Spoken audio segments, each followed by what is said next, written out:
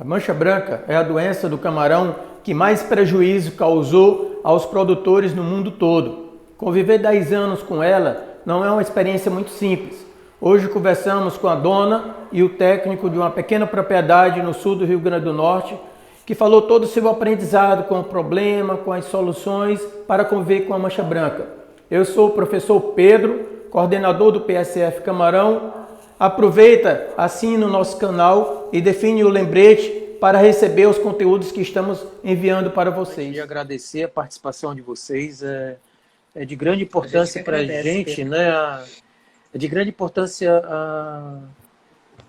relatar, né, a experiência, né? É uma coisa que a Silvana também é da engenharia de pesca aqui, como eu, na Federal do Ceará, e isso a gente não assistiu essa aula, não, né? Não. Quando o professor dizer que ia ter problema na nossa vida profissional com mancha branca, que a gente ia encontrar uma solução, é só no meio da guerra, no campo de batalha, que a gente aprende. Essa aula aí ninguém deu. Então, por isso que eu agradeço muito aí a colaboração de vocês, de compartilhar com o pessoal do Camarão, de uma maneira geral, né? 10 anos de batalha ali, que não é para poucos, né? Então, Verdade. Então a gente vai hoje trabalhar com a Silvana, que é uma engenheira de pesca. A fazenda dela é localizada no sul do Rio Grande do Norte, né, próximo à Praia de Pipa, para quem não conhece. E o Veríssimo, que é o técnico biólogo. Tá? Então, boa noite a todos que estão nos assistindo e vamos aproveitar ao máximo. Vocês querem falar alguma coisa antes da gente iniciar? Acho que a gente pode iniciar. Eu agradeço o convite.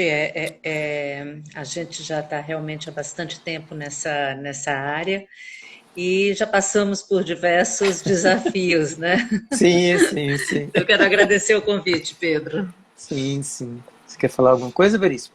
Sim, agradecer a oportunidade, né, de falar um pouco do nosso conhecimento do sofrimento do laboratório, né? É uma coisa que faz parte, é até uma metodologia ativa de aprendizado, né? Aprender com problema, aprender com solução, porque muito da teoria que a gente vê na universidade, vê na formação profissional, a gente vai aprender na hora da guerra, lá no campo de batalha mesmo, né? Exatamente. E hoje nós vamos falar dessa experiência aí, convivendo com a mancha branca, né?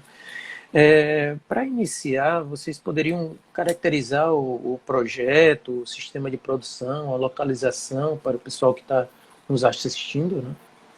Sim, eu vou começando, Eduardo, até... Bom, é uma fazenda que inicialmente eram 20 hectares, hoje são 25 hectares de produção. São viveiros grandes, né? São 4 viveiros de 5 hectares e 2 de 2,5 cada, totalizando esses 25 hectares de produção. É uma fazenda construída em 1996. Ela foi construída ainda dentro de numa época em que se produzia com baixa densidade, se produzia camarão com muita facilidade. A fazenda ela tem captação de água, cada viveiro faz a sua captação de água, ela não tem um desenho, ela foi aproveitada de uma antiga fazenda de peixe que entrava água pela maré e aqueles peixes ficavam confinados e depois de um determinado tempo o proprietário antigo fazia a despesca. Então aproveitou o layout que existia à época e a gente só fez aumentar os taludes, os diques de contenção dos viveiros, os taludes, colocar bombeamento para a maioria dos viveiros e não ficar também só dependente da maré. Então, em 96, quando nós começamos, durante o primeiro, o segundo ano, foi cultivado com uma densidade de 3 a 5 por metro quadrado. Então, era um momento em que se aproveitava muito o alimento natural, a quantidade de ração colocada era muito pequena, e a partir daí, ganhando confiança, começamos a aumentar as densidades de povoamento e chegamos a produzir, antes do evento IMNV, até 5 toneladas por hectare nessa fazenda, mas aí já com aeração e outros, enfim. Então ela está localizada mais ou menos 52 quilômetros, 55 quilômetros ao sul de Natal, no município de Senador Georgino Avelino, e desde 96 a gente opera lá. Certo. Só uma pergunta. Você tem uma ideia dessa fazenda de peixe? Quanto tempo ela já funcionava antes? Assim? Era muito antiga? Assim? Não, era mais antiga, bem mais antiga. Ela começou a operar no momento, ainda na década de 60, se eu não estou enganada, 60, foi né? década de 60, que foi feito um dique de contenção pela dragagem do Rio Santo Alberto, pelo DNOS. Então, esse rio foi dragado, foi feita a dragagem dessa obra, o que limitou o canal, né, o talude dessas fazendas, e esse proprietário era um talude bem baixo, uma lâmina d'água muito baixa, e eu acho que talvez eu não tenho precisão de quanto Tudo tempo bem, ele década de operou. 60. De vez em Por quando eu aí. vou estar aqui com a cabeça aqui anotando para enriquecer aqui alguma pergunta, tá? Você quer falar alguma Certo. coisa, Eduardo, Não, sobre essa Silvana, pergunta? Não? Então vocês foram fazendo uma atualização do projeto, né? E aí teve esses desafios de layout, né? Como foi esse momento de atualização do projeto, esses layouts, O desafios? layout não teve tanta alteração. O projeto em si, ele tinha sido concebido para ter um canal principal de abastecimento, com seus canais de drenagem para o estuário, né? Certo. Só que por já haver isso na ideia que se tinha no momento de aproveitamento de recursos para minimizar movimento de terra, então ela foi construída aproveitando essa estrutura. E a partir daí, com o aumento da densidade de estocagem, a gente começou a lançar mão do uso de comedouros, né, de bandejas, do uso de aeradores. Aí a gente já tinha chegado nos anos 2000, né? Já tinha chegado nos anos 2000. Finalzinho dos anos 90, 96, por volta de 98, a gente já tinha os comedouros, as bandejas, e já iniciava ali, logo depois da fundação da cooperativa, que foi em 98, início de 99, a gente já começava a utilização de aeração. Perfeito. E aí, início dos anos 2000, nós chegamos a povoar com 30 por metro quadrado. Perfeito. Pessoal, para quem eu não dei boa noite aí, tá entrando, eu já vou estar acompanhando vocês aqui. Alguma pergunta que tiver para os dois, é só avisar aí, tá? Boa noite à professora Cibele, boa noite a todos que estão nos acompanhando, tá bom? E, Eduardo, nesse momento, você estava atualizando e começam a ter algumas parcerias, buscando melhores resultados. Como é que era a participação dos fornecedores? Como que isso acontecia? eu entrei na fazenda em 2006, né? A fazenda já estava produzindo camarão com uma densidade menor do que essa de 30, em torno de 20 a 25, né? Mas já tinha os efeitos da NIM na época, né? Ok, já tinha passado a mim, né? 2008, quando eu cheguei, em outubro de 2008, 1º de outubro de 2008. 2008, né?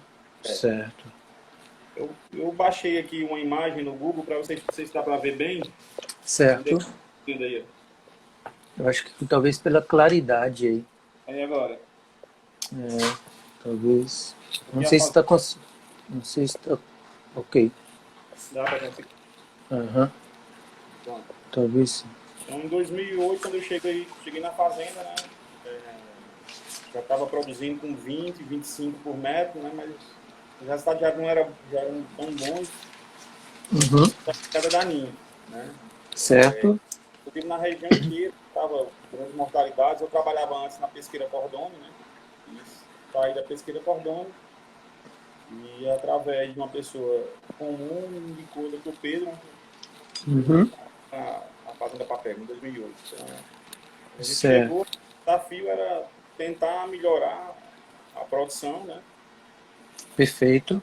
Ele pediu Perfeito. logo para reduzir, a gente para 10, Uhum. instalamos, né? A gente tinha um programa, a Fazenda já possuía um programa de monitoramento, né? Uhum. De custos e a questão zootécnica, e a gente pediu para implementar novamente o programa para poder ter esses dados de produção e custos na mão para, em cima disso, ir trabalhar. Então, Perfeito. a gente chegou, Perfeito. uma das primeiras iniciativas nossas foi fazer isso, né? E os Uhum. resultados, em 2008, no finalzinho, cheguei em outubro, foram aparecer no ano seguinte, né? Em 2009, a gente já conseguiu produzir cerca de 84 toneladas, né? Certo. 2010, 91 toneladas, e 2011 foi o marco dessa transição, hein, com a ANIM, né? Certo. Foi 98.409 toneladas. Né? Isso aí foi 98,4. Perfeito, perfeito. Então 2012, setembro de ent- 2012, quando chega a Mancha Branca na fazenda, né? bom, aí 2011 chega no limite máximo histórico da produção da fazenda, né? Não, um limite histórico, como a Silvana bem falou aí, com o INNV, né? A fazenda Isso. tem um de produção bem maior do que esse, né? Esses viveiros grandes aí, Ah, viram ok. toneladas. Então, histórico para o INV e para essa década aí, depois de 2008, 2009, né? Quando teve o aparecimento do INV, foi que é uma recuperação da fazenda, né? Mas ela tem estoque de produção bem maior. Como o Silvano falou, em uma época que era mais fácil produzir camarão, né? Não tinha tanta doença. Então, quando Perfeito. chegou o INV, baixou muito a produção da fazenda, uma mortalidade muito grande na época, em toda a região. Eu trabalhava na época, como eu falei, na Cordone, e foi massacrante. Perfeito, perfeito. Conseguiu, né, contornar e conviver com o INV. Até Perfeito. o caso de 2000 o ano 2011 inteiro, então de 2012, setembro, outubro, chegou a Certo. Pronto. Vamos já. A Silvana teve um problema técnico, saiu, mas ela já vai pedir novamente aqui, tá, Eduardo? Com a conta aqui do Sérgio. Estou só aguardando ela pedir e aí já entramos. E aí a professora Cibele está lembrando, né? A Fazenda, a cooperativa, deram muito suporte a várias pesquisas desenvolvidas pela UFRN, né? A Federal do Rio Grande do Norte. E aí eu já estava nesse período ali, já dentro da UFRN, né? E a Cibele estava querendo ir lá para Mossoró. Pessoal, depois da live tem algumas pessoas que não conseguem acompanhar aqui o tempo todo, tá? Pode ficar tranquilo, a gente vai publicar e também estamos organizando esse material e colocando lá no YouTube, tá? Então aproveita, vai lá, conhece o nosso trabalho no YouTube, porque hoje, nesse período que estávamos comentando, né, até 2008, 2009, eu já estava iniciando o PSF aí na região e estava começando o trabalho presencial, né, até a gente chegar em 2011, que foi um pico aí. E hoje a gente está mais aqui no digital, então todo o trabalho que a gente está fazendo está mais aqui no digital, então nas principais redes e principalmente lá no YouTube, tá? Então vai lá dar uma visitinha, ver lá o trabalho, fazer inscrição, tá? E eu estou aqui dando um tempinho enquanto a Silvana pede lá. Silvana, eu acho que precisa solicitar de novo, porque eu não estou vendo. Ela Que teve pediu uma aí. hora, ela solicitou e saiu. Agora sim, agora sim. Pronto, pronto. Eu vou botar aqui pelo Sérgio. Eu coloquei pelo Sérgio agora, tá? Dá uma olhada aí, Silvana. Sim. Só aguardar, a Silvana tá entrando aí, tá? Pronto. Conseguiu? Beleza? Sim, só virar aqui Tranquilo. a câmera. Tranquilo. Como é que vira? Já estamos em 2011 para 2012. Pronto. A bateria do meu celular que descarregou. Tranquilo, tranquilo. E aí eu estava comentando, né? Estávamos chegando próximo a 2011, 2012, tá, Silvana? Falando de todo o trabalho que a gente já estava iniciando aí presencialmente do PSF na região. Hoje a gente está no digital, né? Principalmente nas redes aí. Até convidei o pessoal para ver lá o trabalho no YouTube, que fica mais organizado, tá? E aí, estávamos falando como e quando que aparece essa nuvem da mancha branca lá na fazenda, né? Então, como é que esse negócio... Como aparece, a gente não sabe, né? Do nada. Como aparece, a gente não sabe, mas simplesmente aparece. Foi em 2009, né, Eduardo? A mancha branca, Eu não sei. 2011 para 2012, não? 2012. Só, 2011, 2012, exatamente. eu até Desculpa. relembrei 2011, né? Vamos Isso, os fazer 10 anos 10 dos anos, né? seus... Até 10 anos dos meus meninos, né? 29 de setembro, para quem não sabe, a gente teve uma reunião em Natal com os produtores do Rio Grande do Norte todo. A gente tinha feito um diagnóstico, tinha que se reunido com as associações, né? E aí ficamos para ver, pô, e agora esse problema é grande, o que é que nós vamos fazer, né? Eu lembro que no final desse dia todo ainda fui para a maternidade que meus gêmeos nasceram, né? Então, 29 e 30 de setembro, 10 anos, mancha branca aí na região, né? Também estava na Paraíba e Pernambuco e cada um ia contando a sua experiência, o que é que tinha acontecido, porque estava chegando a mancha branca com força no principal polo de produção do Brasil, né? Rio Grande do Norte, depois Ceará. Mas aí como é que foi a experiência de vocês com esse problema? Bom, eu acho que o Eduardo pode até falar um pouco mais sobre isso, ele estava mais à frente da fazenda nesse momento, só que, assim, eu não sei se ele chegou a comentar como que isso apareceu, a gente não tem exatamente precisar a origem, mas é uma área muito adensada de fazendas, né? Lagoa de Eu não sei Guaraíra, se né? ele chegou a comentar na Lagoa de Guaraíras, aquela região de Senador Georgino Avelino. Nós temos, assim, vários pequenos produtores na região que recebem, bom, larvas de diferentes origens. Então, a gente nunca, até pela estrutura da fazenda, a gente nunca conseguiu instalar, implantar um sistema ou implementar um sistema de biossegurança com muita efetividade. Então, mesmo que nesse período a gente já soubesse há anos, né, da presença da mancha branca no país, e conhecendo vírus, conhecendo doença de qualquer animal confinado, seria uma questão de tempo. Mas alguns anos a menos chegaria na nossa porta, chegaria dentro da nossa porteira, né? E então não havia muito o que se fazer para controlar isso. E aí em 2011, 2012 foi 2012, né, Eduardo, que começou a aparecer os primeiros brotes de doença de mortalidade pela mancha branca, né? Aí eu acho que o Eduardo pode conversar mais sobre os desafios, né? A gente teve aí bastante queda de sobrevivência, ciclos que tiraram sono e Que deu bastante dor de cabeça, né? Vou deixar o Eduardo seguir com isso. perdeu mais sono. Ninguém sabe quem perde mais sono, o dono ou o técnico nessa hora aí. eu acho que os dois aqui. Os dois. Então, em 2012, a fazenda povoada, né? A gente, nesse ano especificamente, a gente povoou a fazenda com quase 11 por metro, né? Vivia bem até que chegou a mortalidade, né? A Garça é a primeira a avisar essa mortalidade, né? E até então já não tinha mais eventos de ninho com tanta frequência e com tanta força, né? E a gente não sabia o que era, né? Se imaginava, porque já tinha um comentário que a mancha branca já tinha chegado na Bahia, já estava mais para o sul, né? E aí o professor Daniel Lanza, da Universidade Federal, estava com um programa de monitoramento da doença no estado do Rio Grande do Norte, e através de uma aluna dele que eu conheci, e eu conversei com o Dr. Pedro à época, ele autorizou ela de fazer as coletas na fazenda. Ele fez coleta em alguns viveiros que estavam tendo mortalidade, excedentes, e ele fez o diagnóstico que a fazenda estava com mancha branca, inclusive com as duas espécies, né, as duas cepas do vírus, né. Então foi aí que ficou marcado a presença da doença na fazenda. Então foi um ano muito difícil.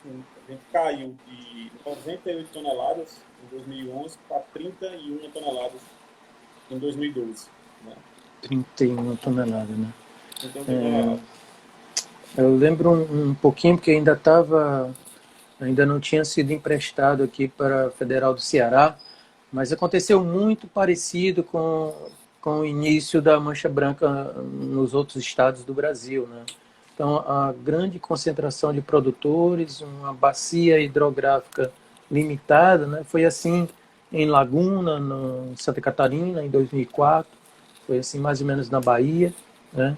Foi assim com Guaretama, né? No sul do Rio Grande do Norte, né? Essa questão da transmissão horizontal, das trocas d'água, né? Os produtores não iam sabendo o que estava acontecendo, colocava a água para fora do seu projeto, e quem estava um pouco desavisado, né, no bombeamento, colocava para dentro. E aí, nos municípios vizinhos, né, Senador Jorginho Avelino, Areis, por aí, eu lembro que eu fui numa reunião, participava também o Sebrae, eu acho que tinha um pessoal de larvicultura, de ração, que dava um apoio presencial ao trabalho do PSF, e nós fomos para uma igreja aí, que era tanta gente, que teve gente que ficou do lado de fora, para a gente tentar explicar o que estava acontecendo para o pessoal, né? São muitos pequenos produtores, para quem é de fora não conhece essa região, e esses pequenos produtores não têm muita condição financeira, tecnológica de conviver com esse negócio, né? Ali é a família deles e com muita dificuldade eles produzem camarão. E não foi fácil explicar para eles o que estava acontecendo e a dor que eles iam sentir, né? Porque com as palavras fica difícil você transmitir a dor que aquela pessoa, aquela família ia passar com a mancha branca, né? Mas baseado nisso tudo, né? Qual foi a estratégia que vocês adotaram ali para começar a aprender com esse problema, começar a conviver com esse problema ali no início, né? Só antes assim do Eduardo responder isso, eu queria só colocar um ponto, que é o seguinte: em 98 a Copercan foi fundada. Isso. E ela foi fundada com 30 cooperados, mais ou menos, e ela chegou por volta de 2004, 2005, a mais de 330 cooperados. Mais de Certo? 330. Isso, desculpe, Silvana, em que ano? 330? Por volta de 2004. 2004. 2004, 2005. Certo. E isso se perdurou até... foi mantido esse número com pequena variação até o evento Mancha Branca. E hoje nós temos, na cooperativa, são em torno de 90 cooperados, sendo que muitos, eles estão duplicados, pessoa jurídica e pessoa física, certo? Então, houve nesse momento, depois da Mancha Branca, muitos deixaram de produzir, pararam a produção, saíram da cooperativa, mudaram para peixe, foram buscar alternativas para o cultivo. E muitos dessa região que você cita, a maioria dos cooperados era dessa região, São José do Mipibu, Nísia Floresta, Senador Jorginho Avelino, Areis, Tibau do Sul, que pega exatamente essa Lagoa Papeba Guaraíras, né? E que a característica maior era exatamente a residência e o quintal que dava acesso ao corpo d'água, que eles faziam a captação e a produção. Então era uma cooperativa realmente assim, com um grande número de produtores de pequeno porte, viveiros até 3 hectares, 5 hectares no máximo, e agricultura, piscicultura, aquicultura familiar mesmo, né, em que era o próprio dono com a família que fazia todo o manejo. Então eles não tinham realmente acesso praticamente nenhum à tecnologia, a métodos de detecção de doença. Era simplesmente constatar o fato da mortalidade e da perda, né? Então, isso é bem significativo no número da cooperativa hoje em dia, atualmente. Eu queria colaborar com essa sua informação, né? Informação da dor, né? Na hora que chega, você vê os números do sistema de cooperativa, como é desestabilizado, né? 10 anos antes desse evento, eu vi a situação parecida lá no Equador, né? Eu estava no meu processo de doutorado e como a gente não tinha no Brasil, eu fiz um sanduíche lá no Equador. E aí fui aprender, né? Como era essa questão das doenças, o diagnóstico. E aí fiquei lá em Guayaquil. E eu via esse relato e lá são grandes produtores, né? Via relato do pessoal do laboratório, da sociedade, na conversa ali, convivendo com eles em um mês. Mas quando a gente sente na pele aqui no Brasil, no seu trabalho, a situação é bem diferente de um relato que naquele momento os equatorianos estavam me passando, quando eu convivi com eles, né? Então, 10 anos depois, eu vi muito de dor, né? Principalmente nesses pequenos, e às vezes a gente sente profissionalmente incapaz, né? Naquele momento. Parece que você está no meio de uma guerra. Até para organizar juízo, a cabeça, as finanças, é muito complicado, né? Só quem viveu sabe o tamanho da dor. É. Então, Eduardo, aí, desculpa, Eduardo, eu intrometi, mas aí a gente Mas é que pode dizer as estratégias essa que, história a partir desse momento, a gente... é que essa história enriquece para quem não conviveu naquele momento, para quem não vivenciou. Quem não estava presente. Não tava. E é bom saber, porque a gente não está imune a novos eventos parecidos com outros micro-organismos. Não. É muito dinâmico, né, a nossa atividade. Então, por isso que é importante essa história, essa experiência, contar sobre o problema, né? E tem um fluxo muito grande, né? Com a abertura de mercado, é uma espécie que não é nativa, por mais que você tenha que periodicamente, como era antigamente feito, importação de genética e que a gente espera que isso retorne, mas você está sempre à mercê do que vem e de como essa espécie vai se desenvolver e se desempenhar nas condições que vai encontrar, nas diversas condições, pelo Nordeste inteiro, pelo país inteiro, que ele vai encontrar para poder chegar ao que a gente espera de performance, né? Com certeza. Mas falei aí, Eduardo, na visão técnico do gerenciamento, como é que vocês começaram a organizar a cabeça para montar uma estratégia ali e ver esse problema e conviver com ele? Olha, foi difícil, foi muito difícil. Na época do Dr. Pedro sempre foi muito presente na fazenda. E a primeira conversa nossa, a primeira reunião era procurar trocar os fornecedores de porlhava. Aquela região que comprava porlhava, que era a região de Barreta e Canguaretama, o sul estava muito grande, né? Então, se imaginar, teria que sair daquela área ali, né? Trocar de fornecedor. Então, a gente migrou, a gente foi para o outro extremo do estado, né? A gente foi para Diogo Lopes, foi para Touros. Certo. A gente saiu dos laboratórios tradicionais, que a gente já comprava lá há muito tempo, certo. e foi para essa região. E surtiu efeito. De imediato surtiu efeito. Né? Já consegue, em 2013, com essa decisão aí, voltar para 39, quase 40 toneladas. 39, 40 toneladas, né? Né? E foi fazer isso, né?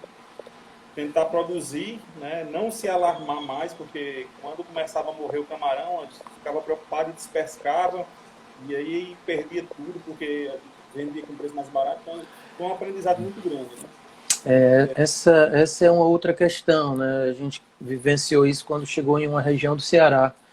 Normalmente, quando a gente não tem o diagnóstico real do tamanho da bomba, quando ela vai estourar, né? E as ferramentas presuntivas ajudam nisso, a gente fica desesperado no processo de venda e os compradores sabem disso, né? São piores do que a garça, né?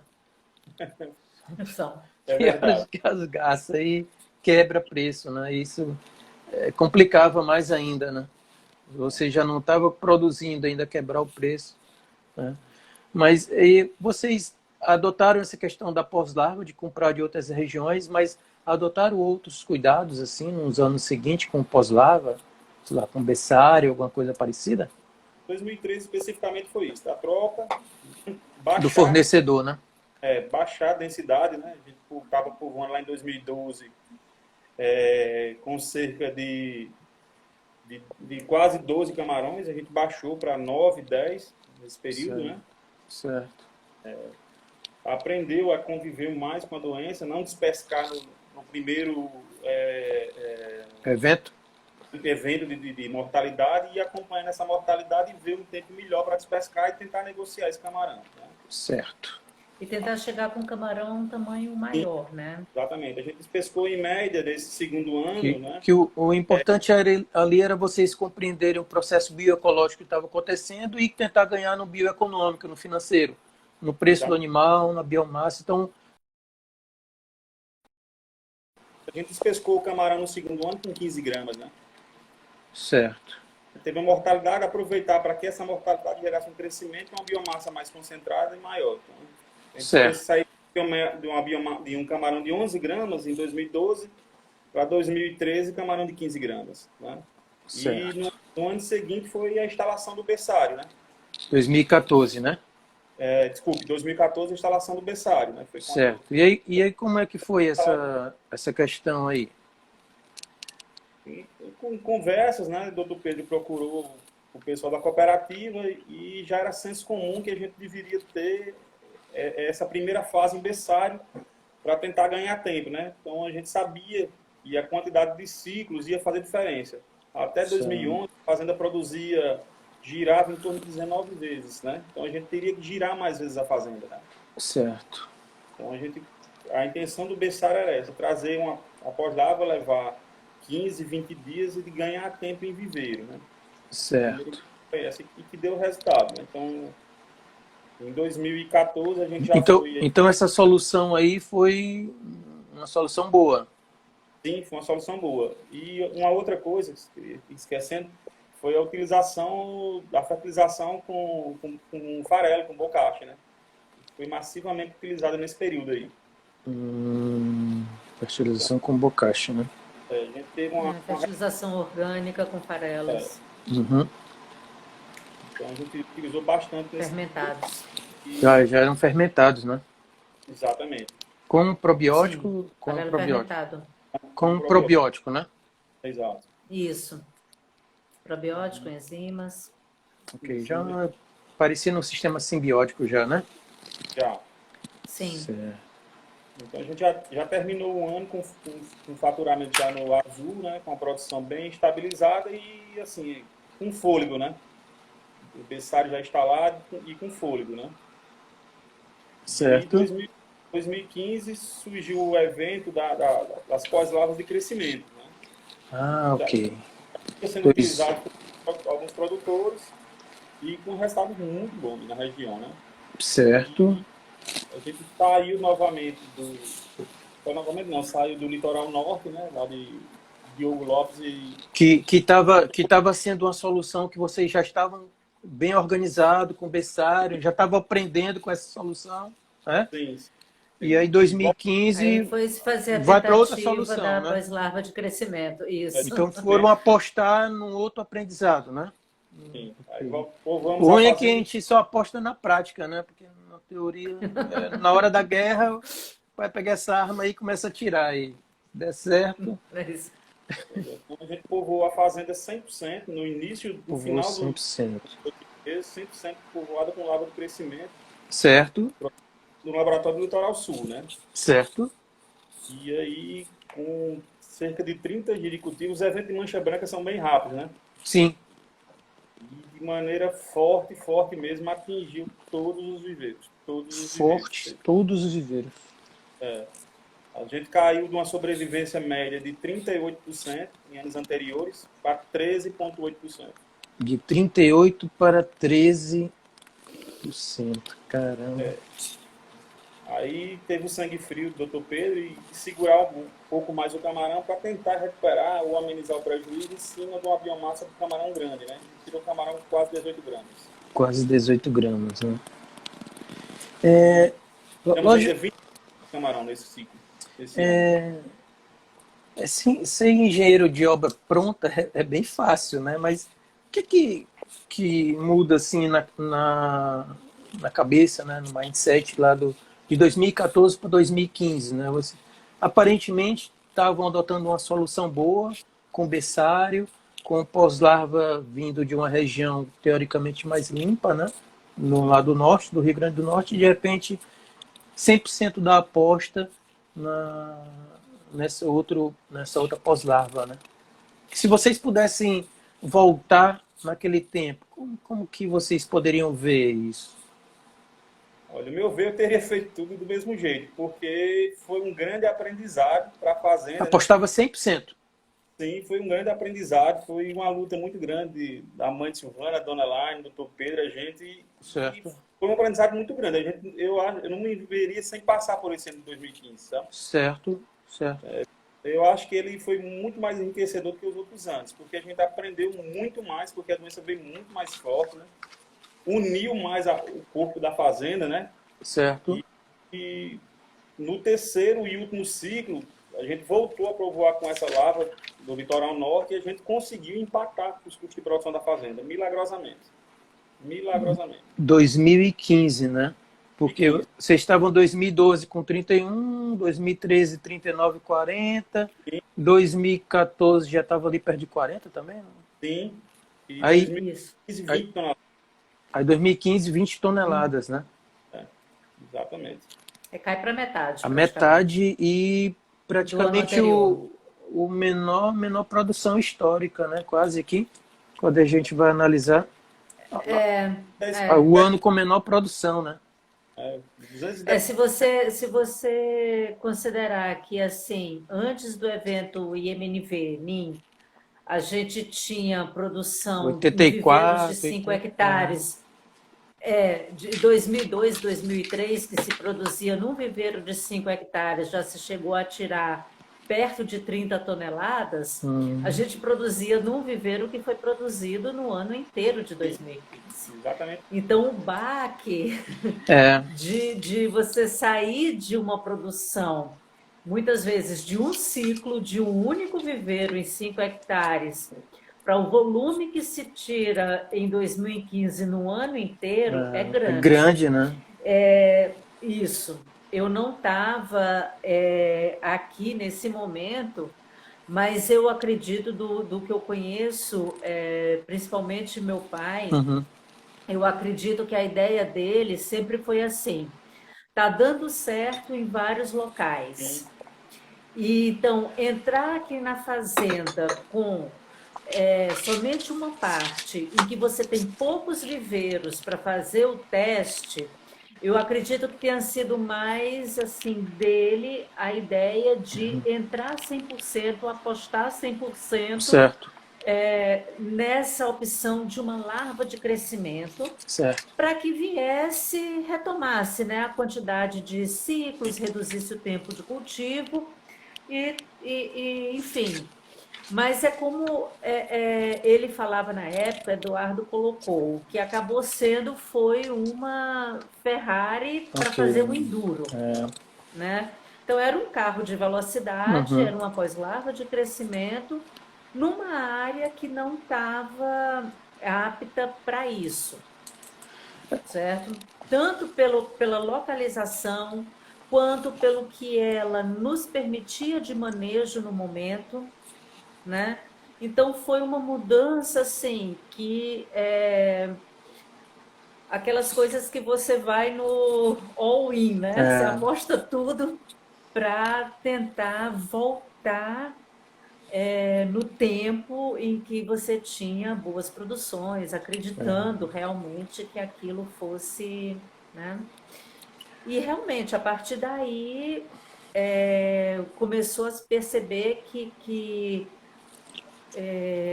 cada viveiro tem a sua condição, a sua dinâmica. Hoje a gente não tem mais um fornecedor único de pós-larva. A partir desse momento, né, Eduardo? Podemos só parar só para refletir sobre o resultado dessa mudança aí, né? De 2014 estava em 40, de 2015 vai para quase 20, né? Então, essa diferença de 20, se a gente for arredondar num preço de R$20, é um aprendizado de R$400 mil no ano, né? E isso é o quanto que um produtor paga, e às vezes a pessoa que está fora do setor não tem ideia de como é o processo de aprendizado com problema, com as soluções no setor. Quem está no órgão governamental não entende, pensa que o produtor está ganhando muito, quem está como funcionário não entende, quem está fora dessa guerra não entende isso, né? E aqui é uma oportunidade da gente mostrar o que o produtor isolado lá no meio do campo aposta com as fichas que ele tem ali, né? E o quanto de custo que é essa aposta, né? As pessoas que estão fora Isso. não entendem o que é a aposta no agronegócio do camarão, né? E foram vários produtores que foram fazendo várias apostas ao longo desse nosso aprendizado, né? Mas Esse aprendizado da doença, de você conviver com uma doença que tem uma mortalidade tão significativa, é muito tatear no escuro. é, Então, você primeiro apaga a luz, tem um apagão, tem um desespero, e aí você vai tentando tatear ali no escuro e, assim, hoje, quantos anos depois, né, que nós estamos, você já tem um pouco mais de aprendizado na convivência com essa doença específica, mas a gente sempre tem as outras que não nos deixaram, não sim, nos sim, que abandonaram, nós vamos elas chegar não lá, são né? exclusivas, né? Elas não são exclusivas, cada uma tem o seu momento, e tem sempre a perspectiva de doenças diferentes que a gente vê no mundo inteiro aparecendo. Estava fazendo umas contas rapidinhas aí. Se você for fazer um curso na universidade particular, sei lá, 40 e poucos meses, né, R$ 1.000, é quase esse preço que pagou aí de mensalidade, né? É um aprendizado que as pessoas que estão de fora não entendem, né? Mas utilizar uma Ferrari e fazer o enduro é uma coisa que também ficou muito do aprendizado do setor, né? Muitos produtores, muito até o pessoal aí do Rio Grande do Norte que sofreu antes do que o pessoal do Ceará, foram buscar também aprendizado com o pessoal da Ásia, com o pessoal aqui do continente americano, com o México, com o Equador, né? Para tentar ajeitar esse Equador, campo aí do principalmente. enduro, né? Tentar botar essa Ferrari mais dentro de um ambiente de enduro. Então eu acho que talvez a partir de 2016 essas estratégias começam o pessoal pelo menos começa a compreender um pouco melhor aí nessa região. Como que começa 2016 assim? Eu acho que assim, 2016 a gente vai parte, né, para diversificar o tipo de pós-larva, entender como que os vizinhos, quem está por perto, trabalha para você poder, já que não consegue se isolar, Aprender com a solução tentar deles, né? minimizar, Aprender com a solução, aprender com a compartilhar, solução compartilhar a deles. experiência, né? Exatamente, né? Então houve também uma formação, até na própria cooperativa, de um grupo mais coeso, mais próximo, com Certo. troca de informação, com busca de soluções, né? Em apostar principalmente em buscar parceiros confiáveis, de qualidade, para pós-larva, para ração, para aditivos que você passa a precisar utilizar nesse momento, então entrar Os com farelo fornecedores participam fermentado, dessa guerra também, né? Porque eles dependem do setor, né? participam, eles estão dentro do Estão dentro do negócio, fogo né? Eles também, estão né? dentro do negócio com a gente. Estão dentro do fogo, né? Então, daí em diante, você não retoma a produção dos anos anteriores, mas começa a chegar perto. Então, a gente fica aí com a produção estável em torno de 30 toneladas ano até 2019, Certo. né? Esses anos 2018 e 2019 foram anos assim que houve muito pouco investimento na estrutura, na melhoria das condições da fazenda. Houve um princípio de investimento em em uma outra área, em tendências. Houve também a ideia de se fazer manejo de um dos viveiros para tentar fazer um cultivo intensivo. Isso acabou não chegando a finalizar, a ser executado. Mas aí até 2019 a fazenda fica meio que carro na ladeira, né? Aquela Certo. famosa expressão, na banguela. Certo. Você vai meio que ela funcionando com que... E somente depois de 2019, depois do evento de falecimento do meu pai, é que aí houve um trabalho, né, principalmente da minha mãe, de Eduardo, muito intenso de reerguer, né, a fazenda. Certo. Então, Antes desse momento, Silvana, nós pulamos um detalhe que talvez não comentamos lá na engenharia, né? E às vezes você está buscando uma solução, mas aonde a sua fazenda está instalada, o desenho dela, as vizinhanças, o layout, às vezes dificultam também a busca Não por permite. solução, né? Às vezes nem permite, né? Exatamente. Às vezes nem permite. Eu lembro que a gente comentou sobre isso, né? Às vezes não permite, né?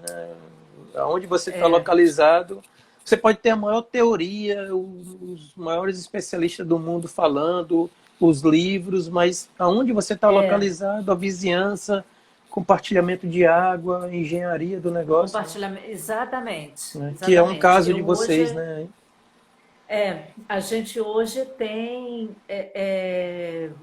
4 viveiros, 3 viveiros especificamente, em que eles são abastecidos e drenados pelo mesmo canal. E isso nós temos divisa com fazendas vizinhas que compartilhamos esse mesmo canal. Então, muitas vezes, e eu não estou falando do curso de água principal, que é o Rio Santo Alberto. É canal de aproximação até o viveiro, que é compartilhado com o vizinho, e que aí você não tem gestão nenhuma sobre a metodologia de produção, né? Sobre o manejo que é dado lá. Certo. E a gente ainda consegue, pelo menos, saber quando está drenando, quando não está. Então, não tem cerca, praticamente, ali, dividindo esse canal. Muitas vezes tem animais, tem o acesso da comunidade, da pessoa, da localidade, né, de Carnaúba, ao rio, que muitos fazem por dentro da fazenda, com uma estrutura... que a cerca ela existe, está lá dito para não passar, que é propriedade privada. Correto. Mas, enfim, Passa, né? a gente sabe que passa, que isso não é respeitado. Então, o acesso ele é muito pouco limitado, tanto de pessoas, de animais, como da própria água que vai para dentro do viveiro. Então, hoje, quando a gente consegue fazer um abastecimento e colocar a água numa condição ok, torcer para que não precise fazer nenhuma renovação, entende? Que isso fique ali o maior tempo possível, porque, com certeza, ela é uma água drenada muito mais rica do que... quando ela é abastecida. A gente sabe que todas as cidades desse entorno não têm tratamento sanitário, mal tem sistema de coleta de esgoto. Então a microbiota aí tem de tudo, né? Microbiota. Isso, então tudo cai ali, né? Quer dizer, não é só questão das outras fazendas, né? Se fosse isso, talvez fosse até um pouco melhor. Certo. Porque você trabalharia, enfim, com água que vem de um viveiro de camarão. Ok. Né?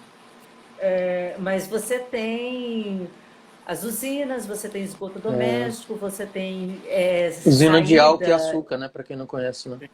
Álcool e açúcar, isso. Tem a própria agricultura mesmo, com agrotóxico, que acaba indo também para o manancial. Mesmo que a capacidade de diluição seja, né, boa, mas Enfim, tudo isso em menor ou maior escala afeta O sistema, né? a produção, o Então, sistema. Então, a gente tem que trabalhar o manejo considerando o que a gente tem na nossa mão. o Alexandre Vioto está dizendo cenário complexo para a criação do camarão, mas essa é a vida do camarão, né? É que complexo. não era antes, né? Não era, né? É complexo. Complexo. Eu estava hoje na palestra na Aquaciência, né? E aí eu fui pontuando de 10 em 10 anos, desde 88, quando entrei no camarão, e até chegar nesse período, né? E até vislumbrar o que é que vai ter nos próximos anos, né? Então, nesse meio, nesse histórico no seu aí, vocês foram tendo algumas estratégias que deram certo, outras que deram errado, e foram aprendendo. É um processo ativo de aprendizado que custa, né? A gente vê aqui os custos, mas que foram aprendendo, né? E o que nesse momento aí, quando passa esse momento que chega 2018, 2019, né? Principalmente o seu pai estava tentando fechar as contas no final do mês, fechar as contas no final do ano. Sim. Mesmo com a presença da doença, o negócio tem que fechar as contas, né? Tem que pagar tudo, né? Sim, sim. Nesses anos, já 2017, 2018, a Fazenda ela fechou sempre o ano positiva. Certo. Não nada como o que se esperaria, nada, mas positiva. Né? No final das contas, pagando tudo o que se tinha, ela dava um resultado ainda no azulzinho. Então, do ponto de vista produtor, que você espera viver daquilo, é empatar. Certo. Né? Era 6 por meia dúzia, você produzia bem uma determinada época do ano, mal outra época do ano, e equilibrava no final do ano as contas. Uhum. E aí, a partir de 2019, quando começa essa reestruturação, por exemplo, 2019 a gente produziu em torno de 30 toneladas ano. Certo. E aí você já vem para 2020 com 74. 74 toneladas, né? Isso. Certo. Só antes de chegar nesse número, nesse processo aí de estar aprendendo com a mancha branca, também tinha víbrio, tinha outras coisas começando a aparecer? Tem tudo. Tem tudo, né? Porque são às vezes, a solução de um não é muito boa para solucionar o outro, né? Mas aí passou, chega 2020, 74 toneladas, e aí nesse tem tudo aí, a gente já está com quase 10 anos de aprendizado, né? Com a mancha branca, e começa a chega inclusive vírus humano que complica tudo, que fica todo mundo isolado, aí as coisas fora da porteira da fazenda também começam a complicar, né? Aí não é só dentro da fazenda o vírus, é fora da fazenda, né? E aí como é esse mundo? A pandemia teve 2020 foi um ano de resultado zootécnico que a gente comemorou do início ao fim, certo? Só que o início de 2020 foi bem complicado pelos fatores preço de camarão, quando fecha turismo, fecha bar, hotel, restaurante, fecha tudo. Evento. Né? As pessoas deixam de comemorar, os eventos passam a ser menores, ou até nem ter, né? E quando volta menor em menor escala. Ou então dentro de casa, né? Tava todo mundo isolado com a sua live ali, comendo seu camarãozinho, sua cervejinha dentro de casa. Mas também não pode esticar muito, né? Dentro de casa o cara se vela, vai logo dormir, não pode comer muito camarão. As quantidades, os volumes de comercialização caíram, o preço caiu muito. E, em paralelo, a gente começou a ter um fenômeno que acontece até hoje, que é o aumento em curva ascendente dos insumos.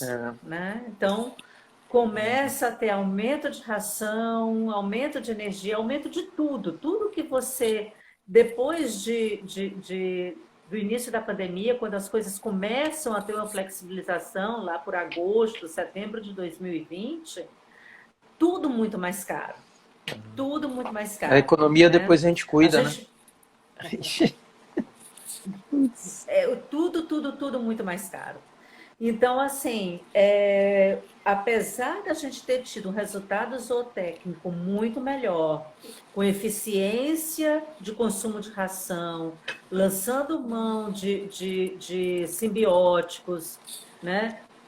Para poder reduzir custo, mesmo assim a gente sofre até hoje esse impacto do preço, porque nos anos anteriores a esse evento da pandemia, e eu digo até 2018, 2017, a gente tinha uma condição de preço do camarão melhor. Essa barriga do inverno, né, desse período chuvoso, em que as temperaturas caem, da água, em que o crescimento do camarão é mais lento, ela não era tão acentuada, você não chegava a um preço de camarão tão baixo quanto que se chegou na pandemia, e você tinha em dezembro, né, auge de verão, essas coisas, preços extremamente atrativos, que pagava-se a conta com tranquilidade, né? Eu acho que eu me lembro aí, que em algum acredito... momento de 2020 o preço chegou lá no Ceará, aqui no Ceará, né? Perto de R$ 10, alguma coisa assim, camarão de 10 gramas, menos 9, 10, 8. 8, né? Aí lá chegou 9, 10, né? E ninguém comprava, né? Tava todo mundo, e ninguém comprava, né? E o nosso estoque vivo dentro da água, né? Quem comprava não pagava. Ainda tinha esse detalhe, eu também levei um cheixo danado, que, Ave Maria, até hoje eu tô tonto. Quem comprava não pagava. Não pagava, né? Muita gente que tinha condição fez o estoque de camarão congelado, processou, congelou esse camarão para esperar um dia, mas isso é um privilégio de poucos, né? Poucos, né? De poucos produtores, né? Nem todo mundo tinha lastro para isso, né? Para fazer. Então, E mesmo que houve da BCC e do setor uma tentativa de se buscar, junto aos bancos, um financiamento para o estoque dessa produção, né? Para guardar essa produção, isso acabou não se concretizando. Concretizando. Então, o pequeno produtor em si saiu aí nesse momento, cada um por si. Então, várias pessoas acharam alternativas para comercializar seu próprio venda direta, né? Para o consumidor final. Varejo. Né? Feirante. Varejo. Feirante, né? Exatamente. Puxa aí. Algumas pessoas começaram a fazer a entrega de camarão inteiro, fresco, então aí outros começaram a processar. Então você vê nesse momento assim todo mundo querendo escapar. Um salve-se quem Salve-se puder. quem puder, né? Talvez maior do que 2011, quando surgiu a Mancha Branca, né? Sim. Foi Era o medo de morrer, de perder um parente, né? Ainda tinha essa questão pessoal, né? E a gente do agro não paramos, né? Ia para fazenda, rompia a barreira policial, chegava lá, todo mundo dentro de casa e a gente no meio do mundo indo para um lado e para o outro aí, só Deus aí aguentando a gente. Não foi ninguém parou do agro aí, e ainda ficamos com essa conta para pagar, né? Uma conta grande, né? Uma conta grande. Pagando, né? Tá todo mundo pagando. Tá isso. todo mundo pagando, né? Uma conta grande. Porque 2021 né? O preço não reagia. Todo bom brasileiro. Tem Brasileiro, a gente achava que ia ser bem melhor. Tem fé, né? Tem fé, mas a gente já está na metade de setembro e sei lá, chegando aí alguém aí do turismo aí de vento, alguém aí para comer camarão, mas o negócio ainda não modifica, né? Então fica muito aprendizado, né, em 10 anos, né, para quem está fora, e 10 anos passa rápido, né? 10 anos são Muito. meus filhos que nasceram nesse período aí, então foi 10 anos, né? Mas para uma empresa, para um negócio, vão ficando marcas, né? Cicatrizes e no meio do caminho, esse aprendizado, né? A gente conta uma história, mas aprende com o problema, aprende com a solução, aprende com tudo, mas as marcas vão ficando, né?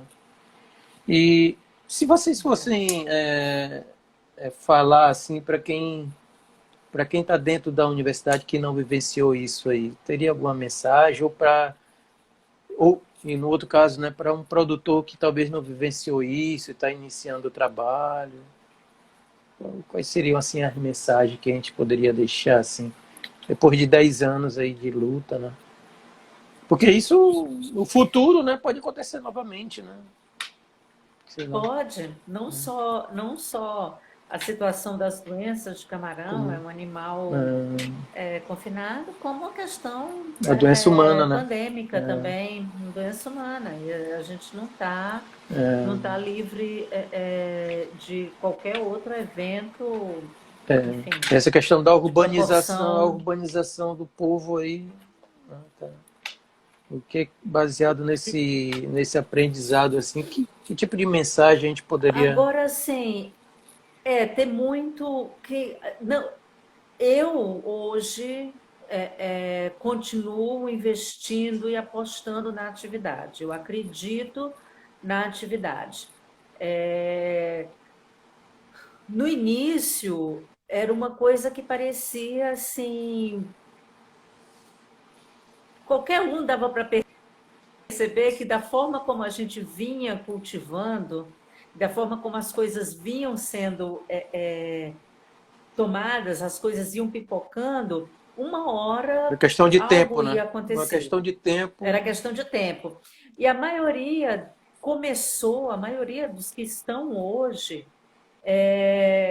esse pessoal começou pós-evento Mancha Branca no Equador. Uhum. Então, Sim. assim, era de conhecimento Sim. que uma hora ia bater na nossa porta, uma hora ia estar aqui. Continuo apostando na atividade, continuo acreditando na atividade, só que não é mais... eu costumava dizer que o camarão era assim, uma mina de ouro com um mentiroso na porta, porque os números que você falava dos resultados eram inacreditáveis para a época. Final dos anos 90, início dos anos 2000, você contava o que você colocava de camarão, o que você colocava de ração, o seu custo de produção e o que você tirava e por quanto vendia, principalmente na época que se exportou, parecia conta de mentiroso, né? Mas hoje é uma atividade que é possível você investir, tem que ter o cuidado de procurar a área, de procurar a forma correta, de procurar principalmente ajuda técnica. Você tem que ter alguém com conhecimento, com know-how, que esteja lá olhando e acompanhando aquilo com olhos além do seu proprietário, produtor, enfim. Não é como, claro, nenhuma outra atividade do agronegócio algo simples, não é uma fábrica, né, em que sai tudo, Bonitinho. né, em escala, bonitinho, mas é uma atividade que tem um potencial de crescimento, tem potencial, principalmente aqui no Nordeste, no Rio Grande do Norte, no Ceará, Paraíba, a gente vê outros estados começando. Enfim, tem muito potencial, tem muito por onde crescer, tem que ter um pouco os pés no chão e fazer a coisa, não achar só que é cavar um buraco na terra, encher de água e cobrir, botar ração e está tudo resolvido. Né? Então... Mas o fruto é doce. Oi? O fruto é doce, ele está falando, né? É assim, Hoje... é uma coisa que eu continuo apostando, né? Continuo apostando e quero, é a minha vida. Eu pretendo ter isso. O professor Luiz sempre. da Federal Rural de Pernambuco tá dando parabéns pela excelente live. E hoje à tarde, a gente estava participando lá no Aquaciência, eu, ele e o professor Geraldo Foz, da Federal Da do FURG, FURG. né? E a gente comentou no início e comentou no final da necessidade de conhecimento, de mão de obra, do profissional, da gente profissionalizar a nossa atividade, né? Porque é muito dinheiro. Rapidinho, eu fiz a conta ali de 2014 para 15, foram 400 mil, né? Assim, em um ano, né? É muito dinheiro que é envolvido, né? E às vezes a falta do profissionalismo talvez seja o insumo principal hoje para o crescimento sustentável da nossa atividade, né? Porque a gente tem terra, água, isso tem um monte de coisa, né? Por que a gente não cresce tanto? A gente patina desde o momento lá que a Aninha, a gente começou a trabalhar lá com a Aninha em 2001, 2002, né? A gente já está em 2021, é 20 anos, né? E a gente gosta do camarão, a gente está dentro do camarão, mas algumas coisas fazem com que a nossa roda fique patinando e a gente não consiga um desenvolvimento que gere abundância, que gere mão de obra, que gere renda, que gere desenvolvimento no semiárido onde nós estamos, por exemplo, que grande parte aqui está no Nordeste a produção, né?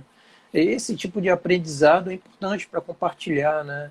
E às vezes o pessoal novo não imagina como é a dor, né? Ninguém sentiu, né? E o pessoal velho às vezes esquece alguns detalhes, né? Quando o filme muda alguns capítulos, né? O capítulo começa a ficar bom, aí as pessoas esquecem do capítulo que estava ruim na história, né? Porque aí volta a ensinar com a dor, né? Esse é um pequeno detalhe, né? E a gente está dentro, fora da porteira da fazenda, é uma dor constante, né? É uma dor constante, né? E como a professora Cibele está falando, né? Uma grande satisfação ver vocês nessa live, contando um pouco da história da caçicultura no RN, né? A gente precisa contar a história para a gente não esquecer os novinhos e os mais velhos, né? É sempre bom estar contando história, porque só falando em ferramenta e tecnologia, às vezes o pessoal esquece desses detalhes, né? Esquece do tamanho da dor e pensa que está tudo bem, né? É bom sempre estar lembrando, né? E a gente viu na sociedade moderna, por isso o pessoal sempre fica contando história, né? Para o cara não avançar muito, né, no sinal, né? E você, Eduardo, o que é que você tem a comentar aí? Como eu falei, foi um aprendizado muito grande, né? Não tem faculdade que pague esses anos aí, principalmente na companhia do Dr. Pedro, em memória, né? Porque tinha muito conhecimento, era um visionário e pagava para ver, né? Trazia as ideias, a fazenda sempre foi um celeiro de ideias, né? Sempre foi de experimentar as coisas, né? Pagou o preço alto, mas se não fosse pessoas como ele, como é que seria a atividade hoje, né? Sim. Então, foi muito bom, agradeço demais poder participar disso tudo, dessa história, de vivenciar, né? Eu tenho a maior parte do meu tempo em Camarão, né, é na fazenda, e eu aprendi muito com isso, né? Com essa ligação muito próxima a ele, com as discussões, às vezes muito acalorada, em função das opiniões, mas sempre muito enriquecedoras. E construir o profissional que eu sou hoje. Eu sou muito grato mesmo. Eu não me vejo trabalhando em outro lugar do Camarão. Também não.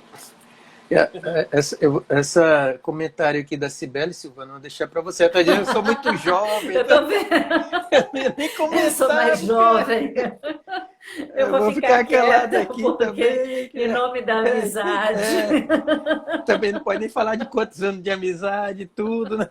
Não. Essa história aí, vamos deixar, mas foi muito enriquecedor a gente falar nisso. E a gente começou no bate-papo ali, no cafezinho com o camarão que a gente tem no domingo ali com os produtores, quando o Veríssimo entrou ali. E hoje, de vez em quando, no domingo está entrando um e a gente vai conversando. É importante a gente, com essa ferramenta digital, uma coisa que não tinha na época que a Mancha Branca chegou, né? Eu lembro que o programa eu tinha que sair de bacia hidrográfica, cada uma com o carro, andava para caramba com os alunos. Quando eu chegava num problema, o outro lado do estado já estava com outro problema. E hoje a gente está aqui falando com vários colegas de vários cantos do Brasil, compartilhando essa experiência e imaginamos que sistema digital e sistema remoto tem muito a ajudar nesse nosso processo de aprendizado e nas outras coisas, né? Eu falo mais do aprendizado porque a minha função aqui é ajudar com o aprendizado, ajudar de certa forma com a informação, com conhecimento, né? E a gente consegue, né? Eu estava domingo, o rapaz estava na beira do viveiro, na rede, levantou e a gente começou a conversar, ele na beira do viveiro e praticamente ele nunca tinha, parece que ele tinha pouco tempo de escola, né? Segundo o relato dele. Mas ele estava ali discutindo e a gente aprendendo, coisa que nós não tivemos na nossa geração. A oportunidade de estar aprendendo com a experiência dos outros, né? Ali, né? Em qualquer canto do mundo, né? Essa também é uma coisa boa que a pandemia deixou para a gente aí, né? Esse ensino e aprendizado no sistema remoto, né? Tem um colega aqui que já está perguntando pela Anin quais técnicas de manejo utilizar. Isso vamos ficar para outra live, para outra conversa, tá? O Elton Alcântara, com respeito a Anin, quais técnicas de manejo que utilizam para conviver. Agora a Anin está pegando com força, isso aí vai ser outra live. Está voltando. Outra história. Nin, NHP, Vibrio, que é uma coisa que a gente veio observando. A gente nunca deixou de ter vírus da mancha branca presente na fazenda, né? Em algumas análises, mas tudo, até uma parte, eu acho que da resposta dessa pergunta é porque são doenças com fins, assim, com resultados diferentes, né? Mancha branca, você começa a ter uma mortalidade que você verifica ali num determinado tamanho, você consegue ir até levando. Você sabe que você vai ter uma sobrevivência menor. Já no caso da Anin, você tem que estar sempre, tanto uma quanto a outra, quanto o Vibrio, quanto qualquer outra, você tem que estar observando bastante o camarão. E no caso da Anin, especificamente, deu o primeiro sinal, despesca do tamanho que tiver, porque senão o que fica para contar a história também é prejuízo, né?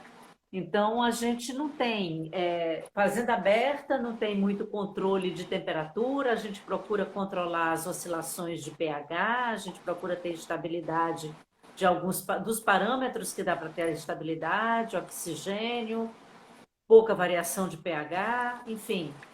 Mas salinidade, fazenda aberta a gente não consegue controlar, tem a variação anual, temperatura a gente não consegue controlar. E aí ir observando o camarão todo dia, toda semana, aliás, está ali. Sim. Está com a equipe de campo que faz arraçoamento muito bem treinada, porque eles são os olhos, né? São eles que saem do viveiro e vão dizer o que é que encontraram, o que é que viu na bandeja, como que está vendo o camarão ali.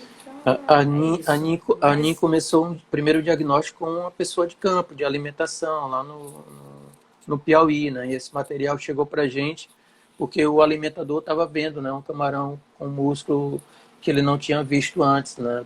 Parecia morto-vivo, como ele falava.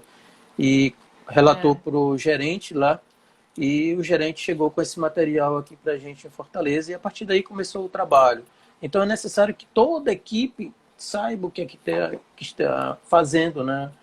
Para ter uma real questão do problema e para colaborar com a solução, né? Todo mundo está no mesmo barco, né? Todo mundo vai estar no mesmo barco, né? Antes de encerrar, eu gostaria só de avisar o pessoal aí que esse momento que a gente tem de aprendizado, a gente salva aqui no Instagram, para depois algum colega que não viu, ou rever, ou passar para outro, porque esse momento, quando é na sala de aula presencial, a gente perde. Depois que o professor termina a aula, não tem como rebobinar o professor a fitinha, mas aqui o aprendizado fica, né? Fica guardado, aí o pessoal vai lá, dá uma olhada, vê alguma experiência, né? Eu estou tentando organizar lá no YouTube, porque ele também consegue armazenar melhor os vídeos, né? E organizando, mas está lá no Instagram, no Facebook. É a escolinha do camarão que eu estou tentando organizar e dar a minha contribuição para o setor. Isso é muito bom, Pedro. Isso é muito bom. É mais uma questão pessoal, né? A gente fica tentando condição de melhorar, né? Mas não depende só da gente, né? A gente fica no trabalho para tentar melhorar, mas vamos lá, né? Então, a gente melhora com vocês ajudando aí o trabalho, colaborando, participando, compartilhando, seguindo, né? Assim que a gente vai. E eu agradeço de coração aí esse momento aí que nós tivemos tão rico hoje, né? Eu acho que o pessoal já deve estar um pouquinho cansado. A gente fala de doença aí, de solução, de problema, mas é a nossa realidade, né? Aprendizado aí. É isso aí. Né? Então, vocês querem comentar mais alguma coisa antes da gente finalizar? Bom, eu acho assim, em relação ao que a gente tinha se proposto falar, eu acho que foi colocado tudo. Sim. Agradeço demais o convite, é uma experiência que a gente tem já de muitos anos, são mais de 25 anos, né, na atividade, e estou à disposição também para quem ouviu, quem vai ouvir, né, tanto eu quanto Eduardo, a gente tem herdamos, né, esse espírito de acolher quem quer. Já foram feitas teses, dissertações, algumas coisas, experiências lá na fazenda. Então, isso a gente tenta manter como um espírito vivo, né? Do meu pai. E estamos à disposição. É isso. Tia. E você, Eduardo, inclusive esse seria um material da pós-graduação sua, né? De todo um aprendizado de como você estava organizando, né? As informações, né? O que eu puder colaborar um dia aí com esse seu trabalho aí, tá? Pode contar comigo. Eu pedi autorização para te mandar e eu já comecei a escrever.